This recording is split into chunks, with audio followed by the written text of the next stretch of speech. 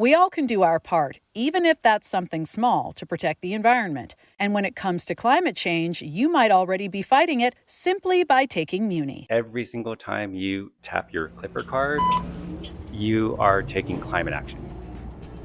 Welcome to Taken with Transportation, the San Francisco Municipal Transportation Agency's official podcast. I'm your host, Melissa Colross, and it's Climate Week in San Francisco. So in this episode, we are talking climate and the environment. We begin with Tyrone, director of SF Environment, and ask him first about San Francisco's climate goals. We want to have cleaner air, cleaner buildings by 2040 and a city that is livable. We've made tremendous progress on this front. We've actually reduced our emissions by 48% as compared to our 1990 levels, and this is in part because of our climate action plan. This is a unifying document coordinating the activities of 20 different city departments, including the SFMTA, on how we reach these goals and what are the actions and strategies to do so. So it's a tremendous point of pride for the city that we've made this progress because we're so aligned. What role does transportation play in the fight against climate change or the production of greenhouse gases? Transportation is a huge driver of emissions within the city. So about 45% of our emissions from the city come from the transportation sector. Now, I want to make sure I differentiate that because the transportation sector covers a lot. We have one of the cleanest public transit systems, and that's actually not the source of the transportation emissions. It's actually the vehicles on the road. About 3/4 of our transportation emissions comes from those single occupancy vehicles and delivery vehicles that are putting out that carbon pollution. Just imagine a tailpipe and black stuff coming out of that tailpipe. That's what we're trying to prevent more of. So you said something very exciting to me, which is that we have a green public transit system. What kind of impact would choosing to take Muni have on the environment in the city? We don't think about it this way, but every single time you tap your Clipper card, whether it's on your phone or like me, I still use the physical card, you are taking climate action. You are doing something good for the city and doing something good for all of your surrounding neighbors. Because again, you're taking one car off that road. And remember, go back to that tailpipe. You're taking those pollutants off the road as well. Ju just mentioned that almost half of San Francisco's greenhouse gas emissions come from the transportation sector, but public transit is responsible for just a small fraction of those emissions. And we mean all the public transit systems that operate within the city, including the ferries, BART, Caltrain, and Golden Gate Transit. When we're talking about Muni alone, the percentage is even smaller. In fact, Muni only generates 0.01% of San Francisco's overall emissions. Meanwhile, a lot of us here also get around on bicycles, scooters, and our own 2 feet. Choosing to travel in any way other than by private car has an effect both on the environment and on people. Every time you bike, you walk, first of all, we just feel more connected. Like I enjoy kind of just walking through the neighborhoods because it allows me to connect with people and to our communities. I think that's something that when we get outside, we're able to do.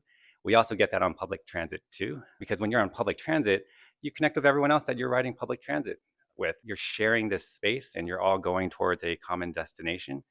We are a transit first city, but the most important thing is the reason why we're a transit first city is it brings down all of this pollution, right? It's the most efficient way actually to move large groups of people using one bus in this case to get to your destination versus put those hundreds of people out on the street and you're in gridlock, which no one wants and no one likes.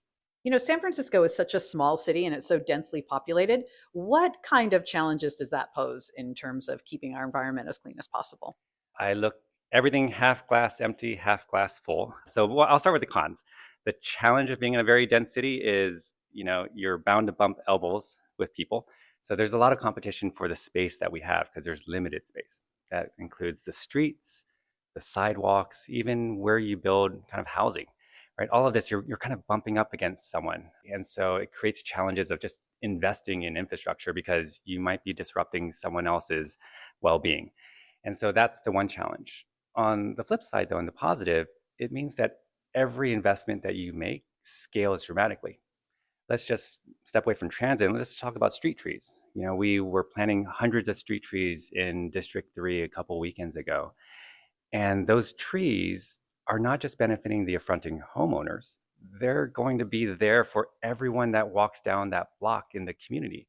And so by this act of planting, 100 trees, the multiplier effect in a dense city gets realized. And the same thing is true for transit as well. With all this talk about Muni, we of course asked Ju about his own transit use. My favorite Muni line is the one California. So I grew up in San Francisco, Chinatown, and in order to get to the west side of the city, the one California was my kind of connection line. My current bus line is the 37 because I live up in Twin Peaks, but Muni is how I've gotten around since I was a kid. So I got to school going on Muni, and now I get to lead climate action for the city also on Muni. So if there's a through line in terms of climate action, I might be the living proof of it. Our environmental efforts are paying off, and the world is noticing. A report released last month by the global initiative Breathe Cities shows that San Francisco is a leader when it comes to cutting air pollution. We are the only North American city to have achieved a greater than 20% reduction in particulate matter and NOx coming from our streets, right? That's a huge accomplishment. It's a measurable accomplishment. And a lot of that is actually due to the transportation work that we've done. So the expansion of all of the work on our public transit, investing in that infrastructure, the expansion of our biking infrastructure and creating more safe, accessible ways for people to move around, and also our work on just electrifying everything that is on the road, because people still need to get to however they need to get to in whatever mode they choose. And sometimes they may need a car. We need to make sure everything on the road is 100% emissions free. Take that all together, you get the only North American city that has reduced these pollutants by more than 20%. So hats off to the entire city and the public for helping lead the charge. What changes in just everyday people's behavior have you seen in recent years, if any? I always look back at like the 30-year arc. So this is our 30th anniversary as a department. And when I look back over the 30 years, I look back at that first year, one of the things we did was composting. Right now, we think of composting as this normal San Francisco behavior. It was not that 30 years ago. It was a fight to get there because the system was set up differently. And so it was hard for people to imagine a different future. And what we've shown is you can change the system if you get that alignment with the public, you have public policy, you have public investment in the future you want to create. And now look at it. We're the model for the state and the world. And that's just one example. We, together as a city, closed down the last 2 fossil fuel burning plants in the city. These were operating in 2000 up to 2006 and 2010 and burdening our environmental justice communities.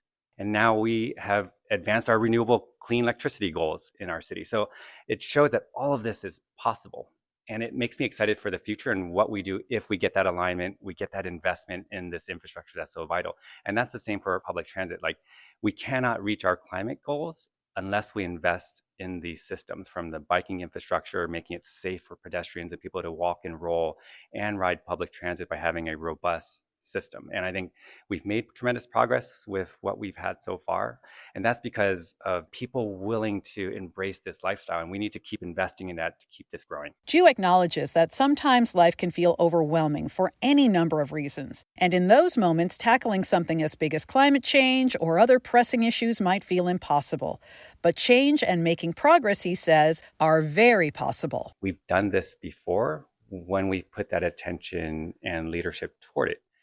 And this is actually where San Francisco stands apart and why people look to places like San Francisco on what we choose to do and what we don't choose to do. And that's what climate leadership is leaning in when things are a little bit difficult to show the way for others.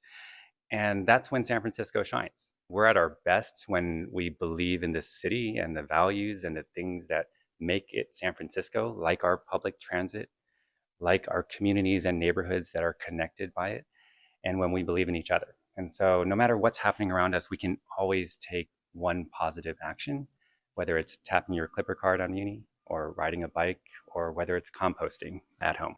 Since Muni is a big part of climate action in San Francisco, we decided to talk to riders about why they choose it. I ride Muni because I save money on gas and having a car out here. Don't have to worry about parking. I get where I need to go quickly and easily. I love how convenient it is. I love how smooth the ride is. I love that I can basically take one ride with a lot of people and not have to rely on my own car in order to get places. It seems much more efficient and much better for the environment. And even visitors appreciate Muni, especially those who will be residents one day, as we learned when we met Helena at the 33 Ashbury bus stop at 18th and Church Streets. I'm all the way from London, but actually living in Vietnam right now, so. And then you are planning to move here though, right? Yeah, I'm planning to move here and become a teacher here. We're waiting for the 33. Did you know that every time you take Muni, you are helping the environment in San Francisco?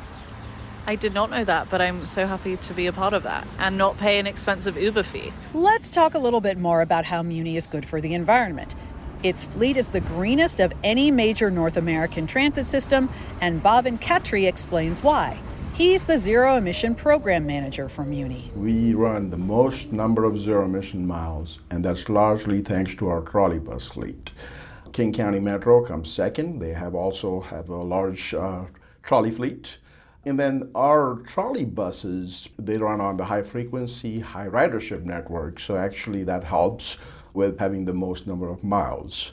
And then this really matters because, we've been running this fleet for 85 years, the trolley bus fleet.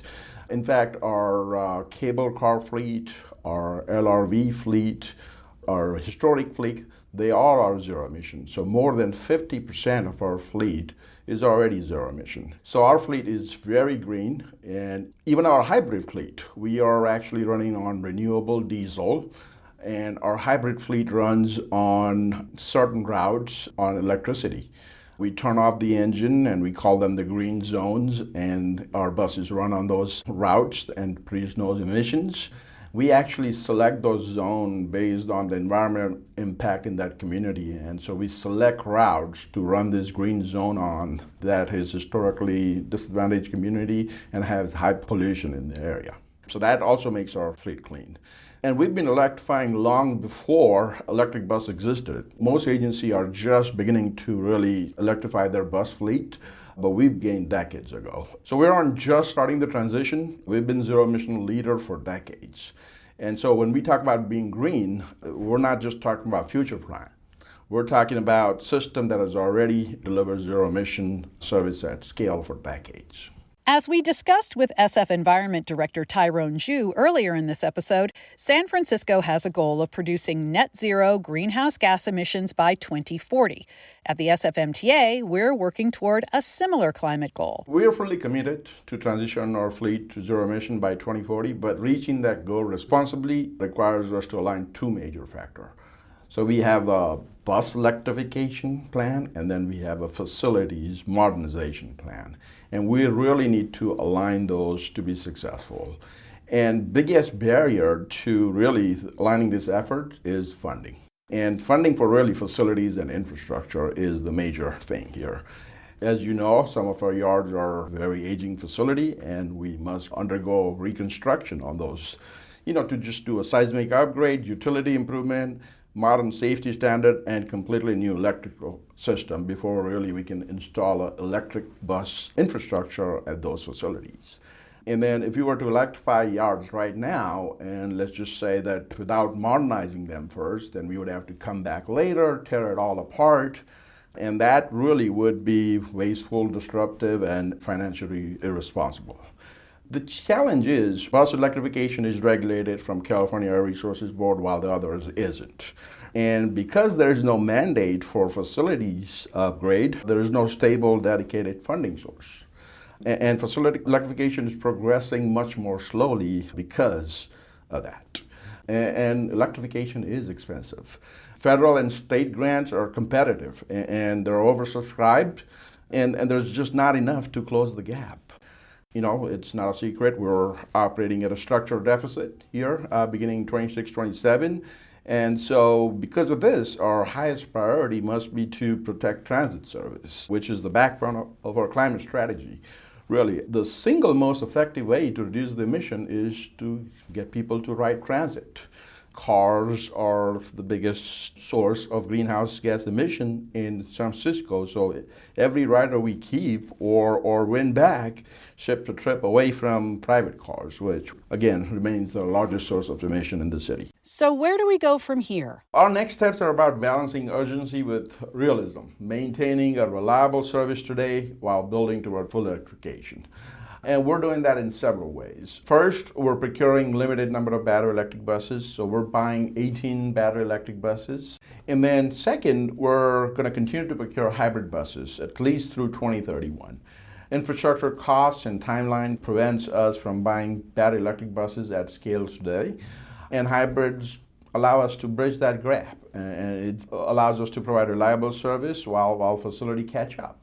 Third, we're modernizing our bus yard in sequence, starting with Potrero, one at a time approach, and then coordinating closely with PG&E and integrating electrification directly into our facility framework instead of treating it as a standalone effort. And then fourth, we're investing in yard management and smart charging. So together, these steps are going to position us for large-scale battery electric bus deployment once modernized facility come online. Now, we know there's more to transportation than just Muni, and we do support people who drive in San Francisco, including by helping them go green when it comes to their personal vehicles.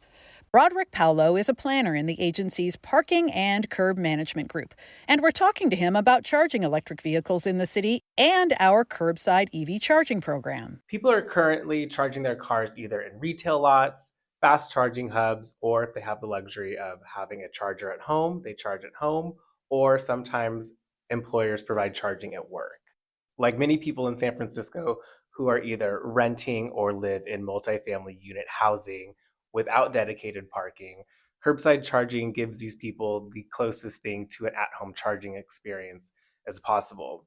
These chargers are very low profile, they're level 2 chargers, so that means they deliver anywhere from about 15 to 35 miles of range for every hour they're plugged in. This saves drivers time, money, and headaches, so they're not running around town looking for a fast charging hub or a place to plug in.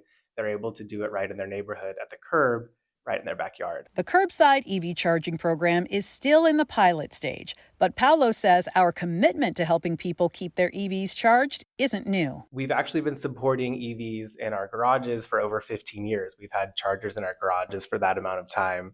So now we're at the point we want to expand charging beyond the garages and onto our streets. We started off with a feasibility study to explore whether it was feasible from an operational, financial, and regulatory perspective to install, maintain, and operate a curbside charging network. And for the pilot, we launched the pilot with the spirit of learn by doing to begin testing out a variety of curbside charging models at a handful of locations to inform the greater program, which is happening right now. So that includes chargers mounted to existing utility poles, pedestal chargers, and even a bring your own cord model. So we have a few more chargers to get in the ground. We'll wrap up the pilot by looking at data, ensuring they are well kept and well maintained, and then we'll close out the pilot and transition to our permanent program. We've headed outside for a moment to Herman and Fillmore Streets. San Francisco's first curbside EV charging station is here. It was the first to go into the ground as part of our pilot, and as we're standing here on a sunny afternoon, there are indeed a couple of cars being charged. Just like you might have lunch around this time, they are getting their fuel for the afternoon, and they're doing it right at the curb. Okay, now back to our conversation with Paolo. To accelerate our EV adoption rates, we need about 450 more publicly accessible chargers. The city already has about 1,300. Most of those 450 will end up in our off-street lots and garages, but we're aiming to install 100 curbside chargers to help close that gap. So MTA's Taxis Access and Mobility Services team is developing a new permanent program that will be citywide, and we have been designing with the idea of accessibility from the very beginning. As of the recording of this podcast, the SFMTA Board of Directors has approved a permit program for companies that want to work with the city and install curbside charging stations. Legislation that officially creates the permanent curbside charging program needs to make its way through City Hall. In the meantime, we ask Paolo what, if anything, we have been hearing from electric vehicle owners during the pilot. We actually just heard a story from a father of a growing family who has an EV and was about to give it up and sell it because the hassle of finding charging when he needed it was becoming too much. Thankfully, we came in with our curbside chargers at Herman and Fillmore just at the right time to save the day, and so he didn't have to switch back to a gas car. Other than that, people are reaching out to us left and right to get chargers in their neighborhood so they can also benefit from this amenity. We said at the beginning of this episode that we all can do our part to protect the environment. Hopefully, all the work we've discussed here can make that a little easier for everybody. Thank you for joining us on Taken with Transportation. We're a production of the San Francisco Municipal Transportation Agency, and you can find the latest episodes at sfmta.com/podcast, as well as Apple, Spotify, our YouTube channel, or wherever you listen. I'm Melissa Culross. Be well and travel well.